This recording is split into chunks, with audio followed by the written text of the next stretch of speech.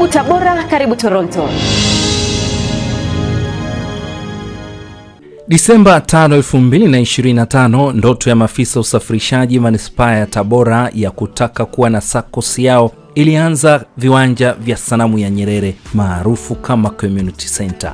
Ofisi ya mrajisi vyama vya ushirika mkoa wa Tabora kwa kushirikiana na jeshi la polisi, kitengo cha usalama barabarani pamoja na mamlaka ya udhibiti usafiri ardhini LATRA wanaweka wazi mpango huu ili mchakato uanze mara moja. Chama cha ushirika kinaweza kukopa hela yoyote inayotaka, bilioni 2, bilioni 3, chini ya usimamizi wa mimi na mimi ndo natoa kibali kwenda kukopa benki, na chama hiki kinaenda kutatua changamoto zilizonazo kule. Na SACCOS hii utachukua hela kulingana na ulivyowekeza. Atakayewekeza nyingi ndio atachangamkia hela nyingi. Wewe uliwekeza kidogo utapata nini? Kama tutafanikiwa ndani ya mwezi wa kwanza tufungue SACCOS yetu ambayo tunaanza safari na mwaka mpya, mambo mapya, mitazamo mipya na mitazamo ya maendeleo kwenye mwaka unaokuja. Mimi nitamani kitu kiniambia mwaka mpya utakaoanza tuanze na SACCOS yetu mpya, na SACCOS hiyo itazunduliwa na mtu wa kitaifa. Siku 15 baadaye, mkuu wa mkoa wa Tabora hapo Matiko Chacha anakutana na waandishi wa habari na kuweka wazi kuwa ofisi yake ipo tayari kutoa kitita cha shilingi milioni 20 ikiwa ni kianzio mahususi kwa SACCOS hii ya maafisa usafirishaji. Unajua, kwa mfano mimi niseme specific Tabora, tunategemea sana kilimo na vijana wengi wamejiajiri kwenye kilimo. Nyinyi mtakuwa mashuhuda, hao wote nao wasema wakulima au wanachama wa vyama vya msingi takriban 400,000 wote ni vijana.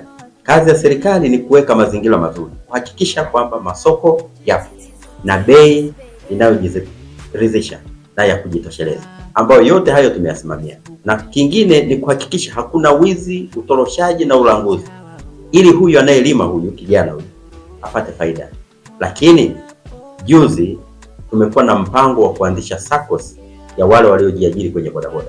Kwa mkoa wote wa Tabora, vijana wote wa bodaboda tutawatengenezea SACCOS yao ambao watakuwa wanapata changizo, na mimi nimewaahidi kuwachangia milioni 20 kwenye SACCOS yao pindi itakaposimama. Sasa niwaombe na wao, hata viongozi watakaowachagua wasije wakawa wezi, ili SACCOS hii tunaamini kwamba bodaboda na bajaji itawasaidia. Huo ni mpango ambao tumeupanga na ni suni tutaenda kuimplement.